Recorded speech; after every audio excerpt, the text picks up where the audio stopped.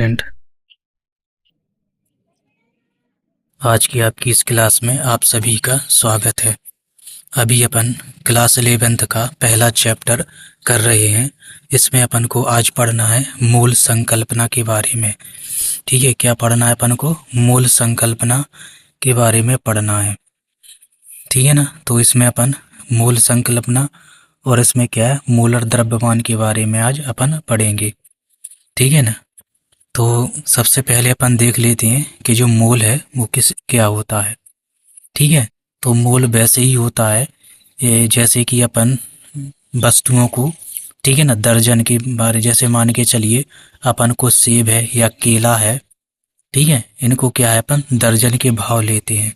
ठीक है ना। और एक दर्जन में कितने होते हैं? 12 केले होते हैं। इसी प्रकार कोई वस्तु अपन को और लेना है ना, जैसे लंबाई का मात्रक मीटर है, ठीक है ना, किलोग्राम का केजी है ना, किलोग्राम, सॉरी, जो द्रव्यमान है उसका मात्रम क्या है? किलोग्राम केजी है। ठीक है ना। तो वैसे ही जो पदार्थ होता है, ठीक है, या पदार्थ की जो मात्रा है, ठीक है, तो उसका जो मात्रक है वो मोल होता है। ठीक है ना। ये पदार्थ की मात्रा को अपन क्या है, मोल में मापते हैं। ठीक है। तो अब अपन मोल के बारे में जान लेते हैं कि मोल होता क्या है। तो जो परमाणु और अणु हैं, आकार में क्या है, अत्यंत छोटे होते हैं, परंतु किसी पदार्थ की बहुत कम मात्रा में भी उनका, है ना, बहुत अधिक होती है, उनकी जो संख्या है वो बहुत अधिक होती है। ठीक है ना। जो परमाणु और जो अणु होते हैं, है ना, जैसे कि हाइड्रोजन हो गया, ये अणु हो गया, हाइड्रोजन का ये परमाणु हो गया, ये बहुत छोटे होते हैं।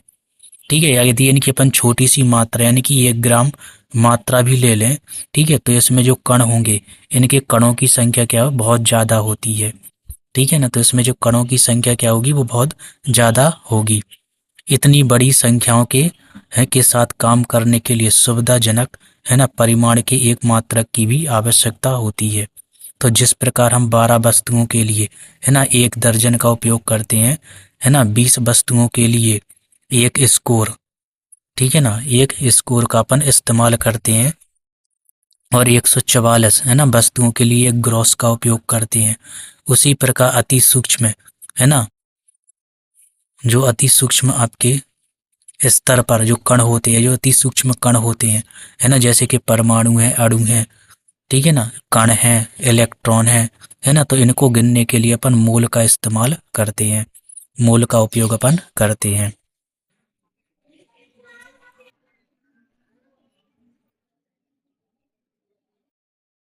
एसआई मात्रकों में मोल, है ना, कई इसका जो संकेत होता है वो MOL होता है। ठीक है। जो क्या होता है, अणु परमाणु को मापने के लिए जो उपयोग होता है, इसको अपन मोल कहते हैं। ठीक है। और ये क्या होता है, ये एसआई मात्रक होता है, और संकेत इसका MOL होता है। को किसी पदार्थ की मात्रा व्यक्त करने के लिए 7 आधारभूत जो इकाइयां हैं, राशियां हैं, उनमें इसको सम्मिलित किया गया है। मोल, जिसका संकेत MOL है, पदार्थ की मात्रा का एसआई मात्रक है। ठीक है। पदार्थ की मात्रा का क्या है, एसआई मात्रक है। और एक मोल में कितने होते? 6.022। ठीक है, 6.022 इसकी अपन वैल्यू देखें। ठीक है ना। एक मोल, है ना, पदार्थ की, तो इसमें जो कणों की संख्या होती है वो होती है 6.022 गुणा 10⁻23, गुणा क्या होती है, 10⁻23 होती है। एग्जैक्ट वैल्यू इसकी ये होती है, लेकिन अपन इसको क्या है, सुविधा की दृष्टि से इसको 6.022 गुणा 10⁻23 अपन मानते हैं। एक मोल में कणों की संख्या होती है। ठीक है। एक मोल पदार्थ है तो उसमें जो कणों की संख्या होती है वो इतनी होती है, और इस संख्या को अपन एवोगैड्रो संख्या कहते हैं। ठीक है ना। इसको क्या बोलते हैं अपन? एवोगैड्रो संख्या कहते हैं। ये जो संख्या है इसको एवोगैड्रो कहते हैं, और इसको Na से प्रदर्शित करते हैं अपन। ठीक है। एवोगैड्रो संख्या का जो संकेत है वो Na होता है, और इसका जो मान है वो 6.022 गुणा 10⁻23 होता है। इसका मान है, जो कि क्या है, संख्यात्मक मान है, और क्या होता है, निश्चित होता है ये मान। ठीक है ना। ये जो मान क्या होता है, ये निश्चित होता है, और इसे अपन एवोगैड्रो संख्या कहते हैं। किसी निकाय के पदार्थ की, है ना, जो मात्रा है ना, तो संकेत n के द्वारा विशिष्ट मूल कणों की संख्या का माप होती है। ठीक है ना। ये मूल कण एक परमाणु, अणु, आयन या फिर इलेक्ट्रॉन या कोई अन्य कण या कणों के जो विशिष्ट समूह हो सकते हैं। ठीक है, यहाँ पे ध्यान देने वाली बात ये होती है कि इसमें जो संख्या है ना, सही निर्धारण इसमें क्या कार्बन 12 परमाणु के आधार पर की जाती है। ठीक है ना, जो कार्बन 12 होता है, इसमें आपने कार्बन के समस्थानिक पढ़े थे 12, है ना, कार्बन 13 और एक होता है कार्बन 14। ठीक है, तो इसमें जो कार्बन 12 है ना, इसके आधार पर क्या है, अन्य परमाणु के द्रव्यमान ज्ञात किए जाते हैं। है ना, तो कार्बन 12 परमाणु का द्रव्यमान, है ना, द्रव्यमान स्पेक्ट्रम मापी द्वारा ज्ञात किया गया और जिसका मान 1.9, ठीक है ना, एग्जैक्ट मान दिया गया है, लेकिन अपन इसको 1.9 भी मान सकते हैं। 1.9 गुणा 10⁻23 ग्राम प्राप्त हुआ। तो कार्बन के एक मोल का जो द्रव्यमान है वो 12 ग्राम होता है। ठीक है, कार्बन के एक मोल का जो द्रव्यमान है वो कितना होता है, 12 ग्राम होता है। अतः कार्बन के एक मोल में जो परमाणु की संख्या है, ठीक है, तो जो परमाणु की संख्या है वो कुछ इस प्रकार रहेगी। तो यहाँ पे जो एक मोल है कार्बन का परमाणुओं का, तो उसमें, है ना, 12 ग्राम और बटे में 1.9, है ना, ये एग्जैक्ट वैल्यू रख देंगे, गुणा में 10⁻23, है ना, कार्बन परमाणु। तो इसमें क्या है, अपन को इसका जो प्रति परमाणु यानी कि जो मोल है ना, वो अपन को पता चल जाता है। ठीक है, तो ये वो आ गया है 6.022, है ना, गुणा 10⁻23 परमाणु प्रति मोल। मतलब एक परमाणु में इतने मोल, है ना, कण होते हैं। ठीक है, तो एक मोल में जो कणों की संख्या इतनी महत्वपूर्ण है कि इसे एक अलग नाम और संकेत दिया गया, जिसे आमोदिया, ये वैज्ञानिक का नाम है आमोदिया एवोगैद्रो के सम्मान में, एवोगैद्रो स्थिरांक। ठीक है, उनके सम्मान में इसको क्या बोलते हैं अपन, एवोगैद्रो स्थिरांक बोलते हैं। ठीक है ना, उनके सम्मान में ही इसको क्या, एवोगैद्रो स्थिरांक या एवोगैद्रो संख्या कहते हैं। और इसको Na से अपन प्रदर्शित करते हैं। इसको मैजिक नंबर भी बोल सकते हैं। ठीक है, इसको क्या बोल सकते हैं, मैजिक नंबर भी अपन इसको बोल सकते हैं।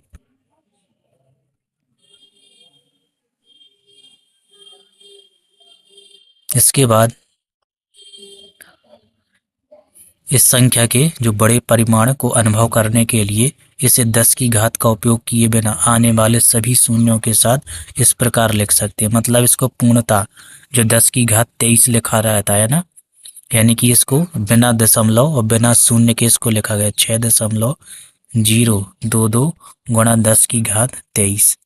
ठीक है, इस तरीके से पूरा लिखा है। देखो जीरो वो 6 लिखा है, फिर 022, ठीक है, और गुणा में, है ना, 136, मतलब ये पूरा एग्जैक्ट वैल्यू इसकी लिखी हुई है।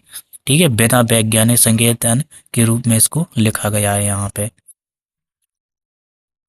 ठीक है, तो अतः किसी जो पदार्थ है एक मोल में दी गई, है ना, जो संख्या है वो क्या है, बहुत ज्यादा बड़ी है ना, तो बराबर का परमाणु या अन्य कण होंगे। अतः हम कह सकते हैं कि एक मोल, है ना, हाइड्रोजन परमाणु।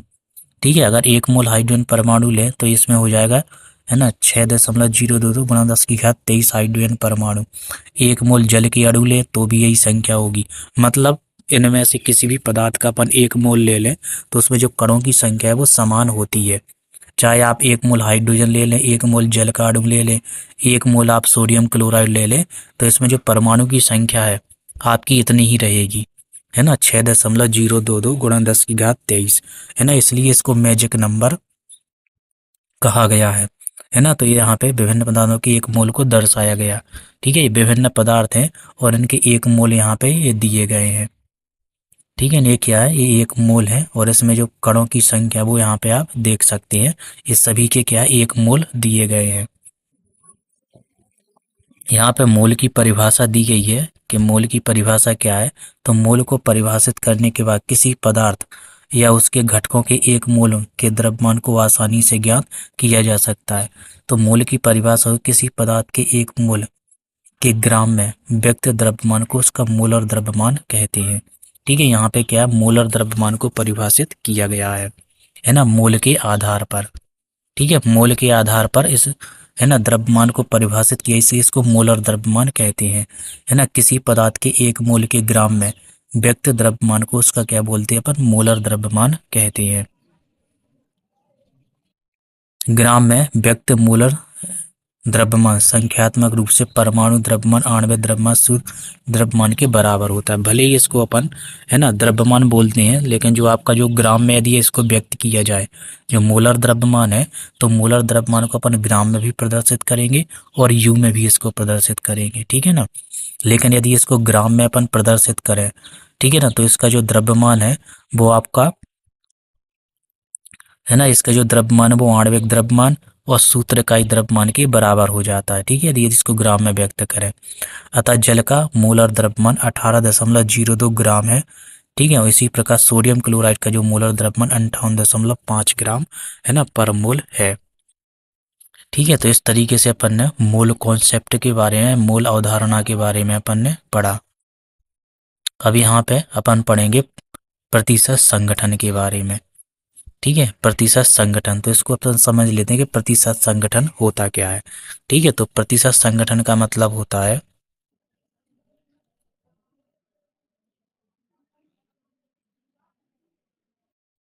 प्रतिशत संगठन का मतलब होता है कि कोई है ना पदार्थ में, है ना, मान के चलिए कोई दो पदार्थ हैं, ठीक है, जैसे कि H2O है, ठीक है। तो इसमें अपन देखें कि ऑक्सीजन का कितना प्रतिशत है या हाइड्रोजन का कितना प्रतिशत है, ठीक है। तो इसको अपन प्रतिशतता बोलते हैं, है ना। तो वहीं अपन को यहाँ पे देखना है।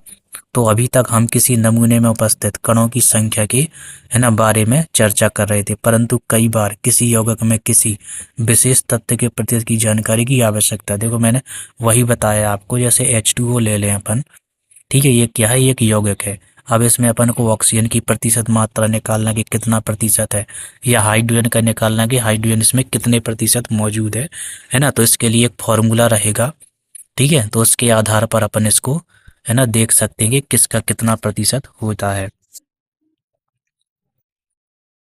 मान लीजिए आपको कोई अज्ञात या नया यौगिक दिया गया है, तो आप पहले यह प्रश्न पूछेंगे कि इसका सूत्र क्या है और इसके घटक कौन कौन से हैं और किस अनुपात में उपस्थित होंगे, ठीक है ना। तो ज्ञात यौगिकों के लिए भी इस जानकारी से पता लगाने में सहायता मिलती है, ठीक है। ज्ञात यौगिक या अज्ञात दोनों प्रकार के यौगिकों का अपन इसमें निकाल सकते हैं, क्योंकि कोई भी यौगिक दिया गया है ना, तो उसमें किसी न किसी का संगठन अपन को पता होगा, ठीक है। अगर 3 है तो 2 का अपन को संगठन पता हो तो अपन तीसरे का निकाल सकते हैं। क्या दिए गए नमूने में तत्वों का वही प्रतिशत है जो शुद्ध नमूने में होना चाहिए। दूसरे शब्दों में इन आंकड़ों के विश्लेषण से यह जानने की है ना सहायता मिलती है कि दिया गया नमूना शुद्ध है या नहीं, ठीक है। तो इससे अपन को ये भी पता चल जाता है कि किस में कितनी मात्रा है और कौन सा कितना शुद्ध होगा, ठीक है। तो इसके लिए यहाँ पे फॉर्मूला दिया गया है और जल का यहाँ पे उदाहरण दिया गया, ठीक है। तो इसको अपन जल के उदाहरण के द्वारा इसको समझेंगे।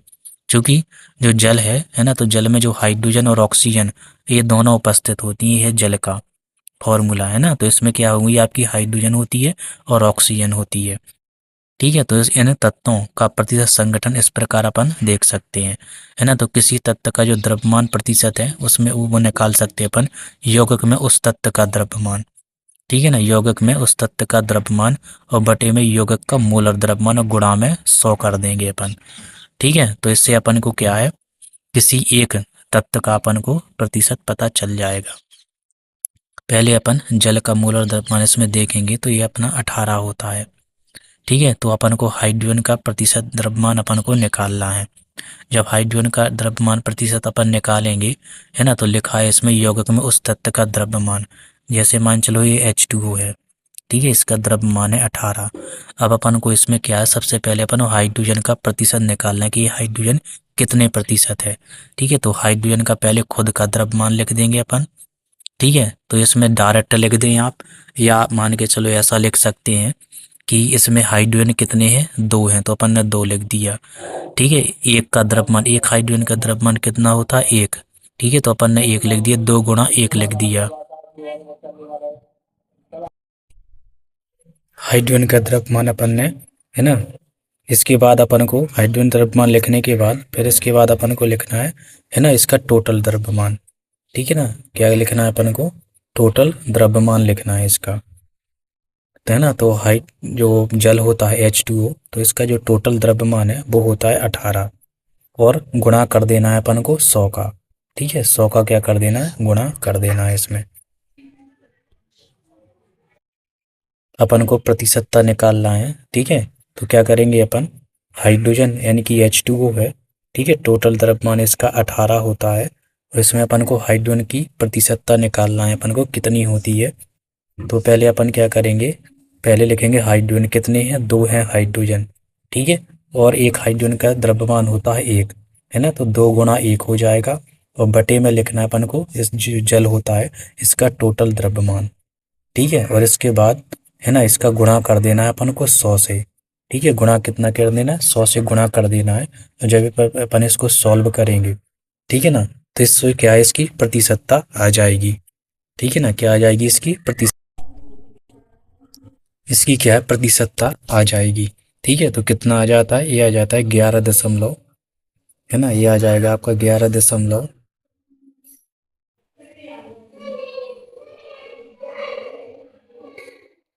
ये आ जाएगा आपका 11.18 आ जाएगा, ठीक है। कितना आ जाएगा, 11.18 आ जाएगा। इस तरीके से अपन हाइड्रोजन का प्रतिशत या द्रव्यमान प्रतिशत है वो अपन निकाल सकते हैं। ठीक वैसे ही अपन को निकालना है ऑक्सीजन का प्रतिशत द्रव्यमान, ठीक है। तो ऑक्सीजन का द्रव्यमान प्रतिशत निकालने के लिए अपन को क्या करना है ना, तो जो ऑक्सीजन है, ठीक है, तो ऑक्सीजन कितना होता है, जो H2O है, ठीक है, H2O, तो इसमें जो ऑक्सीजन है वो 1 होता है, तो यहाँ पे लिख देना है अपन को 1, ठीक है। और एक ऑक्सीजन का द्रव्यमान कितना होता है, 16, ठीक है। तो 16 यदि डायरेक्ट लिखना चाहें तो आप डायरेक्ट भी लिख सकते हैं 16, और बटे में क्या कर देना है आपको 18, टोटल द्रव्यमान लिखना है इसका जल का। तो टोटल द्रव्यमान अपन 18 लिख देंगे, ठीक है। तो ये क्या हो जाएगा, इसको करेंगे अपन सॉल्व, और गुणा में कर देना है 100, ठीक है। गुणा में अपन 100 करेंगे, है ना, तो इसका जो प्रतिशत है वो आ जाएगा 88.79, ठीक है, 88.79 आ जाता है, ठीक है। यदि अपन इसको जोड़ेंगे, दोनों को अपन जोड़ दें, है ना, 11.18 और 88.79, इन दोनों को जोड़ेंगे अपन, ठीक है ना, तो 100% ही आ जाएगा।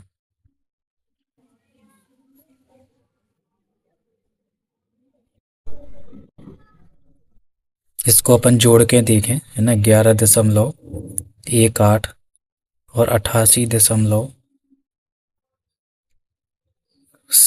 इन दोनों को जोड़ेंगे, 8 1 8 9 दशमलव, है ना, 99.97 आ रहा, ठीक है। क्या है, इसमें एग्जैक्ट वैल्यू नहीं लिखी गई होगी, है ना, इसकी, इसलिए थोड़ा बहुत कम आ रहा, लेकिन लगभग इसको अपन 100 ही मान के चलते हैं, ठीक है। इसको क्या है, अपन लगभग 100 ही मान कर इसको अपन चलेंगे। इसके बाद और भी दिए गए हैं, है ना, जैसे एक और उदाहरण यहाँ पे दिया गया है एथेनॉल का। फॉर्मूला होता है C2H5OH, ठीक है। एथेनॉल या एथिल अल्कोहल अपन इसको बोलते हैं, ठीक है। एथेनॉल का आणविक द्रव्यमान, यहाँ पे पहले अपन आणविक द्रव्यमान निकालेंगे कितना होता है, ठीक है। तो आणविक द्रव्यमान मैंने पिछली क्लास में आपको बता दिया है, यहाँ पे भी अपन देख सकते हैं, है ना। जो कार्बन है वो 2 है, एक कार्बन का द्रव्यमान 12, तो 2 गुणा 12, है ना, एग्जैक्ट वैल्यू 12.01 है, लेकिन अपन है ना एग्जैक्ट वैल्यू ना लिख करके अपन सहूलियत के लिए केवल 12 भी लिख सकते हैं।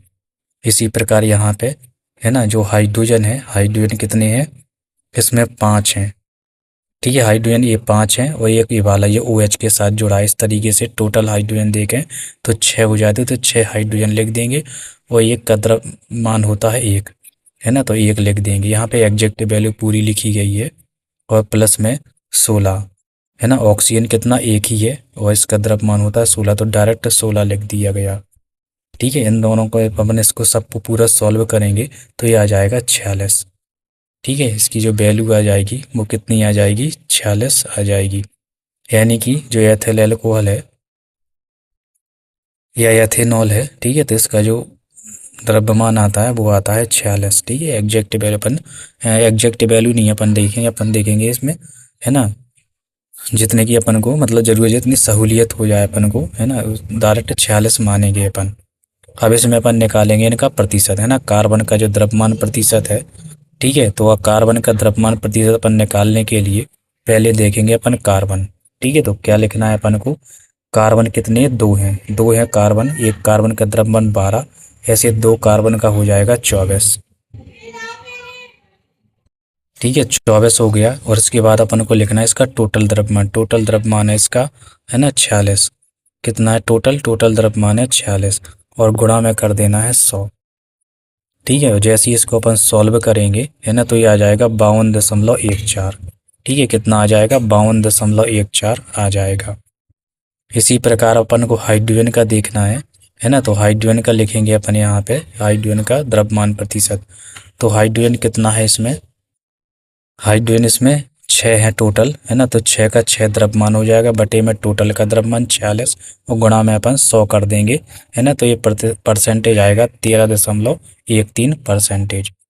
इसी प्रकार अपन ऑक्सीजन का निकाल लेंगे। ठीक है, इसी प्रकार क्या करना है, अपन ऑक्सीजन का निकाल लेंगे।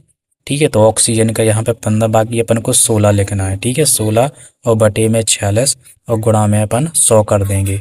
ठीक है, तो जो आंसर है वो आपका 34 के समथिंग आंसर इसका आ जाएगा। ठीक है, तो इस तरीके से अपन इनका द्रव्यमान प्रतिशत अपन निकाल सकते हैं। ठीक है, इस तरीके से क्या है, इनका द्रव्यमान प्रतिशत अपन निकाल सकते हैं। यहाँ पे कुछ और भी सवाल दिए गए। द्रव्यमान प्रतिशत ग्राम में परिवर्तित करना, है ना, ग्राम में परिवर्तित करने के लिए दिया गया है। इसमें कैसे करना है अपन को? प्रत्येक तत्व को, है ना, मोलों की संख्या में परिवर्तित करना। तत्व है ना, तो उनको अपन मोल में कैसे परिवर्तित करेंगे? ठीक है ना, ये क्या है, ये आप देख लीजिए, थोड़ा इम्पोर्टेंट है आपके लिए। यहाँ पे हाइड्रोजन को मोलों में ना मोल संख्या अपन को दी गई है। मतलब इसमें मोल में परिवर्तित करना बताया है कि अगर मान के चलिए कोई वेट दिया गया अपन को, कोई मान के चलिए तत्व दिया गया है आपको, जैसे मान के चलो हीलियम दिया गया है। ठीक है, और आपको हम बोल दें कि इसके 4 ग्राम है ना, तो इसको अपन को मोल में बदलना है, तो मोल में अपन इसको कैसे बदलेंगे, है ना, वहीं पे ये बताया गया है। तो मोल में बदलने का जो फॉर्मूला है वो होता है ना, ये क्या है, मोलों की संख्या है। ये क्या है, ये मोलों की संख्या है। तो अपन को क्या है, गिवन वेट, गिवन वेट मतलब जितना अपन को वेट दिया गया है वो, और साथ में इसका फिर मोलर द्रव्यमान। यहाँ पे मोलर द्रव्यमान 4 होता है। ठीक है, तो इसको सॉल्व करेंगे जैसे ही अपन, ठीक है, इसको जैसे ही अपन क्या है सॉल्व कर लेंगे। ठीक है, तो ये कितना आ जाएगा, 1 मोल आ जाएगा। कहने का मतलब इसका जो मोल का जो फॉर्मूला होता है ना, मोल का फॉर्मूला होता है यहाँ पे गिवन वेट, जितना अपन को दिया गया, और बटे में यहाँ पे मोलर द्रव्यमान। ठीक है, क्या लिख देना उसका, मोलर द्रव्यमान, टोटल मोल, है ना, गिवन वेट अपन मोलर मास इसका लिख देंगे अपन। ठीक है, तो अपन को क्या है, मोलों की संख्या अपन को मिल जाएगी। तो यहाँ पे कुछ उदाहरण दिए गए, इसको भी अपन देख लेते हैं। तो यहाँ पे हाइड्रोजन के मोलों की संख्या निकाली गई है। ठीक है, तो हाइड्रोजन के मान के चलिए 4 मोल दिए गए, मतलब अपन को दिए गए 4 मोल, और इसका जो टोटल मोल है वो होता है 1। ठीक है, तो भाग देंगे तो इसके 4 मोल आ जाएंगे, मतलब 4 ग्राम दिया गया है अपन को। ठीक है, हाइड्रोजन के कितने अपन को 4 ग्राम दिए गए हैं। ठीक है, और एक का जो मोलर द्रव्यमान वो होता है 1। ठीक है, इसको सॉल्व करेंगे तो 4 आ जाएगा आंसर। इसी प्रकार यहाँ पे कार्बन की मोलों की संख्या, कार्बन अपन को मान के चलो 24 ग्राम दिया, ऊपर लिखा है ये। ठीक है, ये दिए गए हैं, देखो ये लिखा है ना, 100 यौगिक मानकर परिकलन करना सुविधाजनक। इस प्रकार ऊपर दिए यौगिक के 100 ग्राम में, है ना, ये दिया गया 4 ग्राम हाइड्रोजन, ये दिया गया 4 ग्राम हाइड्रोजन है, 24 ग्राम क्या है, कार्बन है, और 71 ग्राम इसमें क्लोरीन दिया गया है, क्लोरीन उपस्थित है। ठीक है, तो फॉर्मूले में मान रख देना है, फॉर्मूला ध्यान रखना, एन बराबर, है ना, गिवन वेट अपन में मोलर मास। ठीक है, गिवन वेट, यहाँ पे आपको गिवन वेट लिखना है, यहाँ पे लिखना है मोलर मास। ठीक है, मान रख देंगे तो आप इसमें, है ना, मोलों की संख्या निकाल सकते हैं।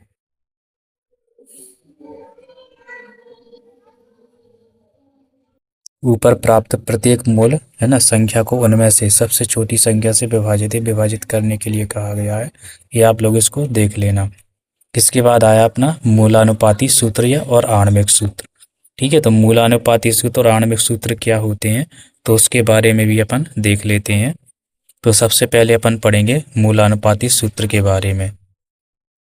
तो जो मूलानुपाती सूत्र होता है ना, तो मूलानुपाती सूत्र किसी यौगिक में उपस्थित विभिन्न परमाणुओं के सरलतम पूर्ण संख्या अनुपात को व्यक्त करता है, जबकि जो आणविक सूत्र है किसी यौगिक के अणु में उपस्थित विभिन्न प्रकार के परमाणुओं की सही संख्या को दर्शाता है। तो जैसे मूलानुपाती सूत्र है, मान के चलिए अपन को मूलानुपाती सूत्र इसका लिखना है CH3OH। ठीक है, इसका मूलानुपात ये क्या है, ये मेथिल एल्कोहल है। ठीक है, इसका नाम क्या है, इसका नाम है मेथिल एल्कोहल। ठीक है, क्या है, ये मेथिल एल्कोहल है। ठीक है, इसका अपन को मूलानुपाती सूत्र लिखना है। तो मूलानुपाती सूत्र लिखने के लिए क्या है, अपन ये लिखते हैं कि इसमें टोटल परमाणु कितने हैं। ठीक है ना, इसमें क्या है, अलग अलग नहीं, इसमें मूलानुपात किसी यौगिक में उपस्थित विभिन्न परमाणुओं की, इसको सरलतम अनुपात में अपन लिखते हैं, यानी कि सरलतम पूर्ण संख्या में लिखते हैं। जैसे कि एक कार्बन है तो अपन ने कार्बन लिख दिया। हाइड्रोजन टोटल कितने हैं, यहाँ पे हाइड्रोजन 3 ही है और एक ये 4, तो यहाँ पे CH4। ठीक है, CH4, और फिर ऑक्सीजन एक है तो O लिख देंगे। ये हो गया मूलानुपाती सूत्र, ये हो गया इसका आणविक सूत्र। तो आणविक सूत्र में जो भी चीज़ें उसमें उपस्थित होती हैं उसको क्या है, अपन अलग अलग रूप में लिखते हैं, मतलब अलग अलग परमाणुओं को अपन लिखते हैं, जबकि इसमें क्या है, अपन सरलतम अनुपात में इसको लिख देते हैं। ठीक है, इसी प्रकार अपन और भी देखेंगे। जैसे मान के चलिए अपन को लिखना है CH3COOH, ये एसीटिक अम्ल है। ठीक है, ये क्या है, ये एसीटिक अम्ल है। इसको अपन ने ये अणु सूत्र लिखा है। इसका अपन को मूलानुपाती सूत्र लिखना है अगर, ठीक है, तो मूलानुपाती सूत्र अपन इस तरीके से लिखेंगे, CH4 है ना, कार्बन, और टोटल हाइट वो C2 लिखेंगे यहाँ पे, है ना, टोटल, क्योंकि कार्बन 2 हैं। ठीक है, एक कार्बन हो गया, एक कार्बन, तो 2 कार्बन हो गए। और आपके हाइड्रोजन कितने, टोटल हाइड्रोजन 4 हो गए, और ऑक्सीजन आपके कितने, 2 हैं, तो O2 लिखेंगे। ये मूलानुपाती सूत्र हो गया, C2H4O2, ये मूलानुपाती सूत्र है। जबकि ये क्या हो जाता है, ये इसका आणविक सूत्र है। ठीक है, तो इस तरीके से अपन इनके मूलानुपाती सूत्र और आणविक सूत्र लिख सकते हैं। यदि किसी यौगिक में उपस्थित सभी तत्वों का द्रव्यमान प्रतिशत ज्ञात हो तो मूलानुपाती सूत्र निर्धारित किया जा सकता है। यदि मोलर द्रव्यमान ज्ञात हो तो मूलानुपाती सूत्र से आणविक सूत्र ज्ञात कर सकते हैं। ठीक है, मूलानुपाती सूत्र से आणविक सूत्र और आणविक सूत्र से मूलानुपाती सूत्र अपन ज्ञात कर सकते हैं। ठीक है,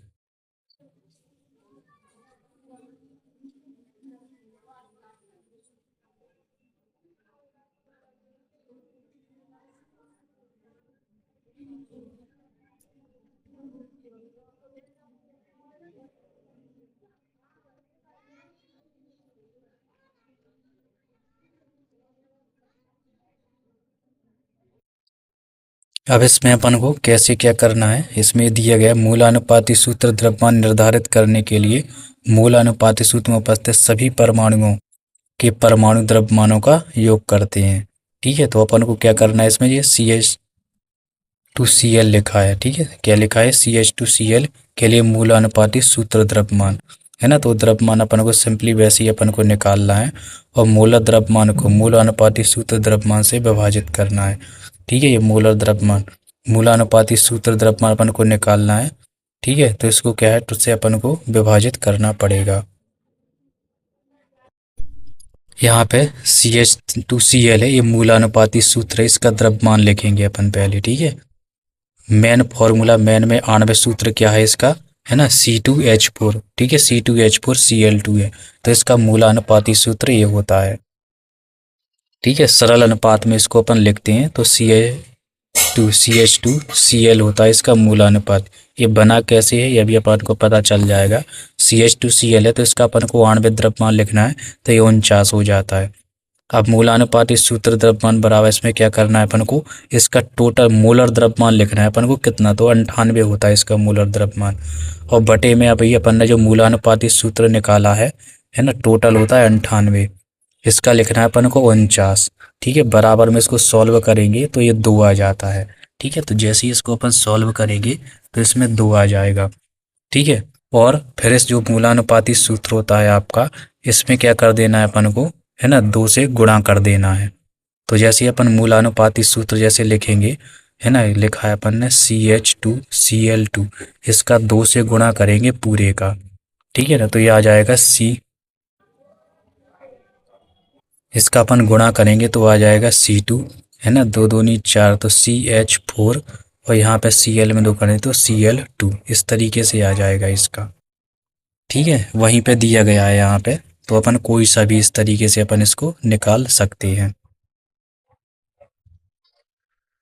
अब इसके बाद अपन को पढ़ना स्टेकियोमेट्री और स्टाइकोमेट्रिक परिकलन। ठीक है, तो ये भी आपके लिए बहुत ज़्यादा इम्पोर्टेंट होता है कि स्टेकियोमेट्री आखिर होता क्या है ना। तो इसके बारे में भी अपन पढ़ लेते हैं और उसके बाद फिर अपन सीमांत अभिकर्मक पढ़ेंगे।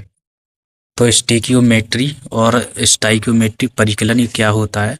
तो स्टेकियोमेट्री है, स्टेकियोमेट्री जो शब्द है ये दो ग्रीक शब्दों स्ट्राकियोन जिसका अर्थ होता है तत्व और मेट्रॉन जिसका मतलब होता है मापना, ठीक है, से बना है। अतः स्टेकियोमेट्री का मतलब के अंतर्गत है ना रासायनिक अभिक्रिया में अभिकर्मकों और उत्पादों के द्रव्यमानों या कभी कभी आयतनों का परिकलन आता है। यह समझने से पहले कि किसी रासायनिक अभिक्रिया में किसी अभिकर्म की कितनी मात्रा की आवश्यकता हो या कितनी उत्पाद प्राप्त हो, यह जान लें कि किसी भी दी गई रासायनिक अभिक्रिया के संतुलन है ना रासायनिक समीकरण से क्या जानकारी प्राप्त होती है। आइए मीथेन के दहन पर विचार करें। ठीक है, यहाँ पे किसी रासायनिक समीकरण के संतुलन से अपन को क्या क्या जानकारी मिलती है ना, तो उसके बारे में यहाँ पे बताया गया है। तो जैसे CH4 है ना, CH4 का जब अपन दहन कराएंगे यानी कि ऑक्सीजन से क्रिया कराएंगे तो CO2 और पानी बनता है। ठीक है, तो यहाँ पे जो मेथेन और जो डाई ऑक्सीजन है ना, ऑक्सीजन O2 है ना, तो डाई ऑक्सीजन भी बोल सकते हैं अपन को अभिक्रिया किया अभिकारक कहा जाता है। और कार्बन डाइऑक्साइड तथा जल इनको अपन उत्पाद ये अपन को पता ही है। ठीक है, तो उपरोक्त अभिक्रिया में सभी अभिक्रिया उत्पाद जैसे कि इसे उनके सूत्रों के बाद कोष्टक में है ना G अक्षर को लिखकर, मतलब कि कौन सा किस अवस्था में अपन ने लिया। CH4 गैस है तो G लिख लिया, कोई यदि ठोस लेंगे तो S लिख देंगे। ठीक है, यदि कोई लिक्विड लेंगे तो L लिख देंगे, यदि कोई एक्वस है मतलब जलीय विलयन तो AQ अपन लिख देते हैं। ठीक है, तो वही चीज़ यहाँ पे ये बताई गई है। ठीक है, तो स्टेकियोमेट्री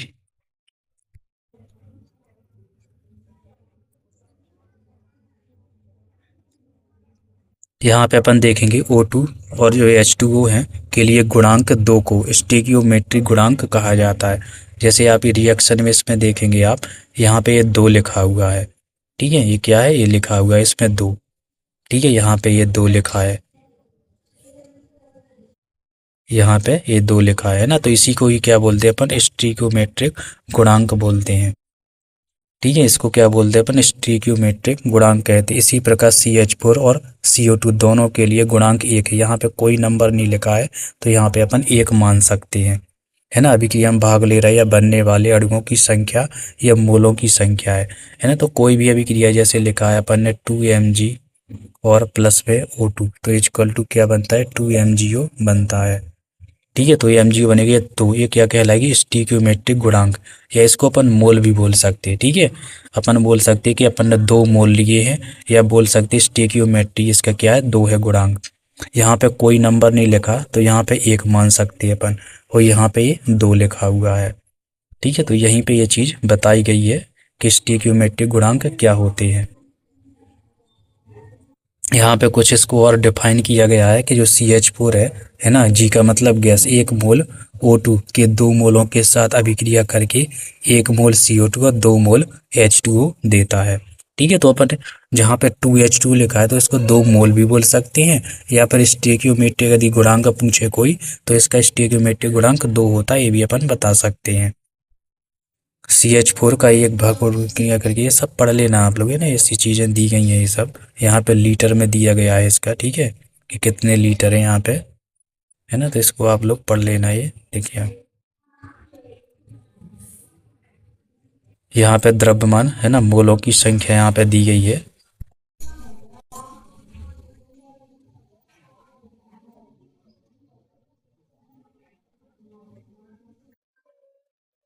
यहाँ पे ये सवाल दिया गया है। ठीक है, सवाल को भी आपको देखते जाना है ना। जो 16 ग्राम मेथेन के दहन से 16 ग्राम मेथेन दिया गया है, और जब इसका दहन करते हैं तो अपन को जल की मात्रा कितनी प्राप्त होगी, है ना, वो निकालना है। तो ये रिएक्शन यहाँ पे वही वाली है जो अपन ने अभी पढ़ी है ना। तो 16 ग्राम CH4 1 मोल के बराबर है। ठीक है ना, जो CH 16 मोल ये ग्राम दिए गए हैं CH4 के, इसको क्या है अपन 1 मोल के बराबर है ना माना है। ऊपर दिए गए समीकरण में 1 मोल है ना CH4 से H2O के 2 मोल प्राप्त होते हैं जो रिएक्शन में दिया गया है ना। तो 2 मोल H2O बराबर 2 है ना, गुणा में 2 + 16। ठीक है, तो इसमें क्या लिखा है, 2 मोल है। ठीक है, तो 2 मोल ये लिख दिए। और इसका टोटल द्रव्यमान है ना, H2O का टोटल द्रव्यमान कितना होता है ना, तो हाइड्रोजन 2 है तो 2 ऑक्सीजन का 16, तो इस तरीके से क्या 18 हो जाएगा। और 2 मोल है ना H2O, है ना, तो 1 मोल का होता है 18। ठीक है, इस तरीके से 2 हैं तो 36 हो जाएगा ये। ठीक है, कितना हो जाएगा, 36 हो जाएगा। तो यहाँ पे 36 लिखा है। 1 मोल H2O है ना बराबर कितना, 18 ग्राम H2O है ना, तो 18 ग्राम एक मॉलिक्यूल का है ना। यहाँ पे 1 मोल H2 बराबर में कितना हो जाएगा, 1 हो जाएगा। यह इसी प्रकार 2 है ना, तो 2 के अपन निकाल लेंगे। ठीक है ना, तो 2 है ना, तो 2 गुणा अपन 18 कर देंगे तो है ना 2 मोल का H2O का द्रव्यमान यहाँ पे आ जाता है। कितना आ जाता है, 36 ग्राम ये आ जाता है। ठीक है, तो आज की क्लास में अपन इतना ही। और भी यहाँ पे दिए गए हैं वही सवाल है, आप लोग चाहें तो इसका स्क्रीनशॉट ले करके इसको अपन सॉल्व कर सकते हैं, पढ़ सकते हैं। इसके बाद है सीमांत अभिकर्मक। सीमांत अभिकर्मक के बारे में अपन अगली क्लास में पढ़ेंगे। ठीक है, तो अगली जो आज की क्लास है वो अपनी यहीं पे समाप्त करते हैं अपन। ठीक है, आज की जो क्लास है वो यहीं पे अपन एंड करते हैं। ठीक है, और अगली क्लास अपन में पढ़ेंगे सीमांत अभिकर्मक के बारे में। तो थोड़ा जान लेते हैं अपन को अगली क्लास में क्या क्या पढ़ना है। तो अगली क्लास अपन को सीमांत अभिकर्मक के बारे में पढ़ना है, क्या होता है सीमांत अभिकर्मक, है ना। रासायनिक समीकरण इसको संतुलित करना यहाँ पे बताया गया है, तो वो भी अपन देख लेंगे कि इसको संतुलित अपन को कैसे करना है। इसके कुछ स्टेप दिए गए हैं ये करने के। इसके बाद है विलयनों में अभिक्रियाएं। कहने का मतलब इसमें द्रव्यमान प्रतिशत या भार प्रतिशत के बारे में पढ़ना है। मोल अंश पढ़ना है, मोलरता और मोललता के बारे में आपको ये पढ़ना है। ठीक है ना, तो ये सारे जो पॉइंट हैं ये अपन अगली क्लास में पढ़ेंगे। ठीक है, और इसके बाद ये अपना जो चैप्टर है वो समाप्ति की ओर है। ठीक है, ये जो अपना जो चैप्टर है इस समाप्ति की ओर है। ठीक है, तो कल की क्लास में अपने ये सब पढ़ने वाले हैं। तो आज की क्लास अपने यहीं पे समाप्त करते हैं। नमस्कार।